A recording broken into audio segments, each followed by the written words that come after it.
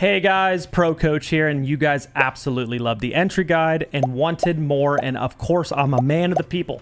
So let's start talking about our next role, the support player. Now, a little disclaimer, a support player can be broken down into two different roles. There's the hard support player, which a lot of you associate with being responsible for the bomb and playing hard breach. And then there's the support flex player, which plays a lot of util ops and positions themselves in a lot of cutoff spots. You might have heard me refer to this role as the mailbox role, and I'll be going over this in another video. For this video specifically, we're going to be focusing on the hard support. So just like the entry fragging video, let's start by defining what is a support player. The support player's primary job is to act as an enabler for the rest of the team. This means opening walls, droning in teammates, spotting utility, cycling cams, and eventually setting up executes and planning the diffuser. This is the role that is doing the dirty work, I like to call it, aka the things that most people don't enjoy because everyone just wants kills. However, it is the backbone to any successful team. There's a reason superstar teams don't work, and that's because at the end of the day, someone has to be willing to sacrifice and do the dirty work. So what are some qualities of a hard support player? For me, the number one quality of a good hard support player is being a strong communicator. Now, I think a common misconception is that this role needs to be the IGL, but that's just not true. Look at EU Pro Team Falcons, where they have Lycofak as their IGL. He's actually their lurk player, while Bride plays their hard support role. So you don't need to be an IGL, but you do need to have excellent communication. So let's take Clubhouse CCTV as an example. Step one is getting the breach open, but in order for that to happen, you have to be able to communicate to your team what needs to be done in order for it to open. Are you using Maverick and you need someone to sit on the rappel and hold the feet holes? Is garage door open and you need someone to hold the run out? Is there a bandit on the wall and you need Zofia to stun through the drone hole and stop the bandit trick? Once the wall is open, now you have to hop on a drone and you got to see the utility in the site that needs to be cleared. You have to communicate clearly to your team and coordinate who's going to clear that BP that's facing the breach. Your team then decides that they want to clear rafters, but there's a castle downstairs in lounge that has to be killed first. So you hop on a drone and you drone your entry player through stock and you kill the castle. Now, this is all the dirty work that I was referring to earlier in the video. And for a support player to excel in this role, you again need to be very strong at communication and giving clear and concise locations of utility or enemy players. Another great quality of a support player is possessing a little bit of patience. You need to understand that your utility is more valuable than a kill in the early round, and that a round without a hard breacher is almost a guaranteed loss. At the very least, makes it infinitely harder. This role is for more passive players that know how to play safe, getting up to the building, and will take their time, and they know all the details to not die opening a wall. Your time to take gunfights won't likely be until mid to late round, so when it's your time, you don't want to force a bad gunfight because you're bored. If that's the case, then this role is not for you. You also need to be very efficient with your utility in this role and take the time to learn the little things, like the best walls or hatches to open on each site, the counters to what the defense might be doing to you, like impact tricking your Habana pellets off the kitchen hatch on Clubhouse, and how you want to stop them, what flanks may be present, and if you have cams watching them. You need to track your team's plant utility, like flashes and smokes, and also the enemy team's denial, like how many C4s or smokes they have, and how they want to stop your plant. There's a lot of little nuances to this role that most either don't bother to take the time to learn or care to, but that's what separates the best support players from the rest. All right, so let's review and see if you check the boxes to playing the hard support role. Follow along and again, self-rate yourself honestly, 1 to 10 on these qualities.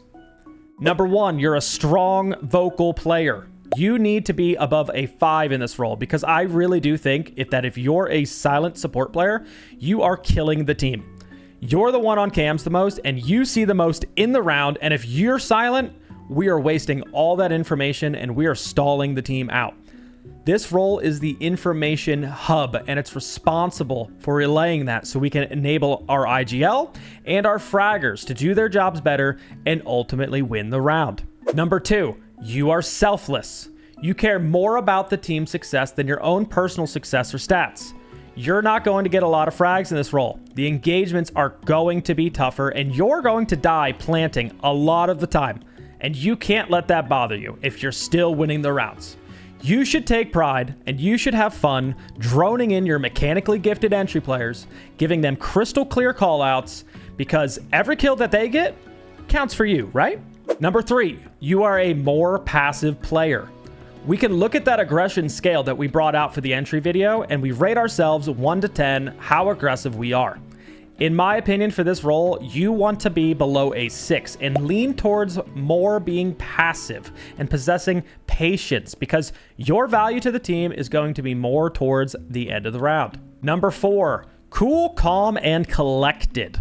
Because a lot of the times you are being activated in that mid to late round, you need to possess the ability to stay calm under pressure. It's going to happen a lot when there's low time and you have to run in for a bomb plant and not freak out, but be able to wait for that last smoke to dissipate or bait that last second C4 before you stick the bomb plant and get your team the win. What you don't want is someone who's very panicked in this role and running in the door like a chicken with their head chopped off, and you're just throwing the round away because you didn't know what to do. If you meet all the boxes, then congratulations. You are the role that we all desperately want on our teams that we don't deserve.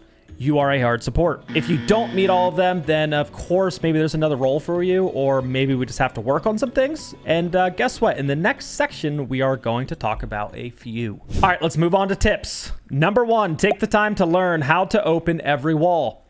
See what the defense has and what you might need to counter.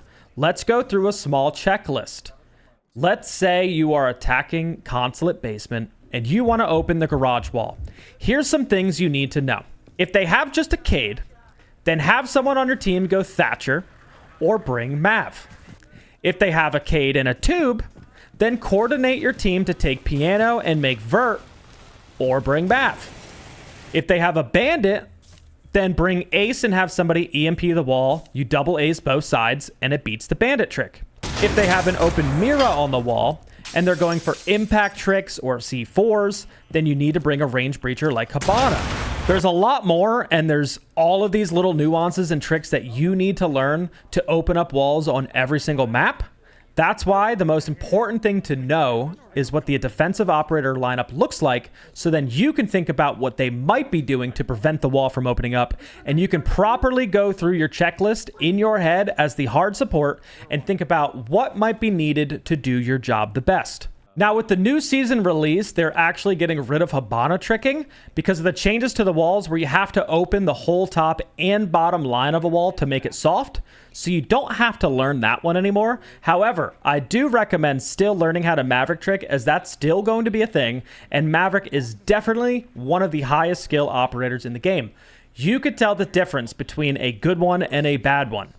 Now, there is a way for you to actually practice this yourself. If you go and create a custom playlist for Dual Front, you can actually see that there's reinforced walls in there, and you can practice your Maverick tricking solo and get really fast at it. I also recommend working on hatches and knowing the proper form for that if you don't know that already, to save yourself the headache of getting C4'd. Number 2, don't be super stingy with your utility.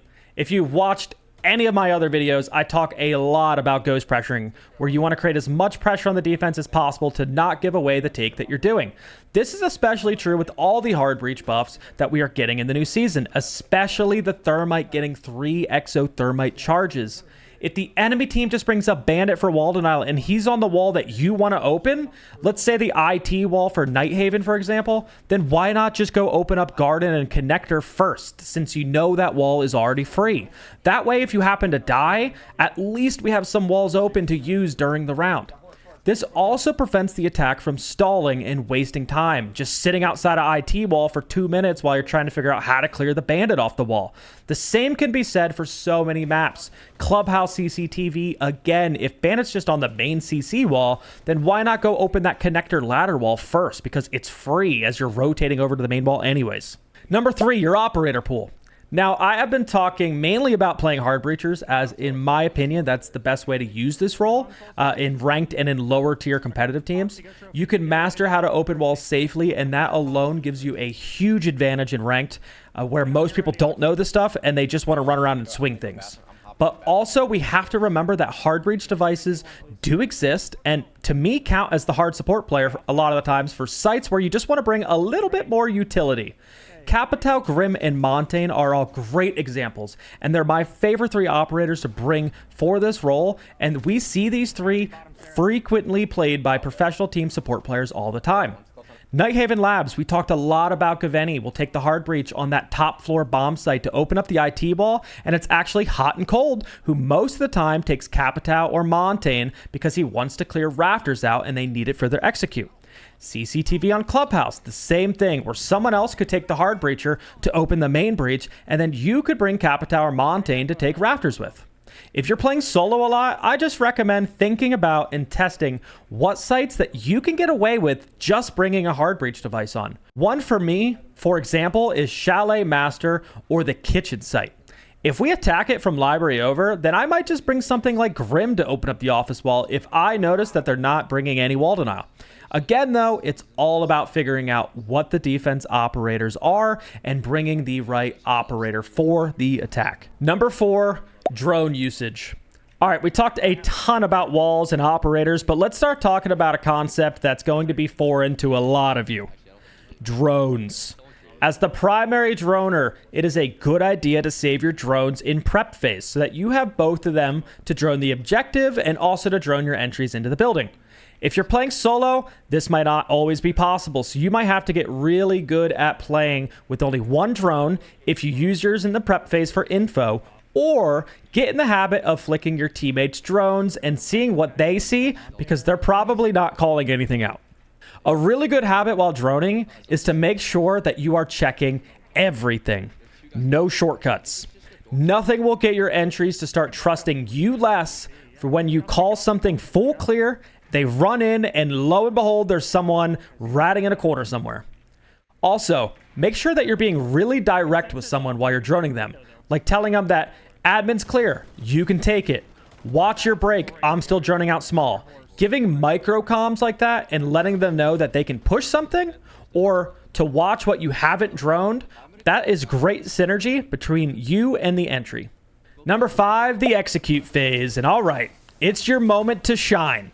It's the execute phase. Now, again, you don't necessarily need to be an IGL, but you do need to be able to set up the late round execute and know where you can and can't plant and what you need from your team in order for the plant to go down. Now, let's picture bank basement because it's the perfect situation for a planner. It's a 5v3. Your team had a very good roam clear and they got server control, and you know that the last 3 defenders are in sight. You have the bomb in server, but you realize they have a Tachanka and a Goyo set up for the default plant. You know you can't plant normally, so you quickly think to yourself that you might be able to cross to bomb and plant, but there is a chance Tachanka might fire that as well. You need your team to pressure the Tachanka so he can't sit with his launcher out and deny plant, so you tell your Grim to be out Red Hall and to drop Sight Hatch, and also for your team to pressure down main stairs at the same time. They all say heard, you sync the execute, 3, 2, 1. You run to bomb and plant while your team floods the site, and it works flawlessly. Again, not necessarily IGLing, but you need to be comfortable in those late rounds, seeing different plant spots and staying calm and letting people know that how they can help get that bomb down. Also, that syncing, that 3, 2, 1, it's absolutely game-changing, and it helps keep your team synced at all times, and it's something that I've found drastically improves your execute win rate. Another small little tip that I wanted to add to the end of this was knowing where you planted the case and being able to tell your team the best place to cover that bomb. Maybe you dropped bathroom hatch on boulder and you planted under it, so you call out, we could win from hatch, stay above. Little things like that keep the team on the same page, and it contributes a lot over time to team wins. All right, guys, I hope you enjoyed the support player guide. Let me know down in the comments who my support player mains are, because we all appreciate you so much and we do not deserve you. We are going to keep this series rolling, so if you're not an entry player or a hard support player, then hang on. I got more coming in the works. But please like the video, guys, share it, comment it, do all that good stuff. I say this a lot, but I really, really, really do appreciate this a ton. I want to keep pumping out more YouTube comment. So everything, I mean, it all helps so much, so much. So thank you guys again, and we'll see you guys in the next video.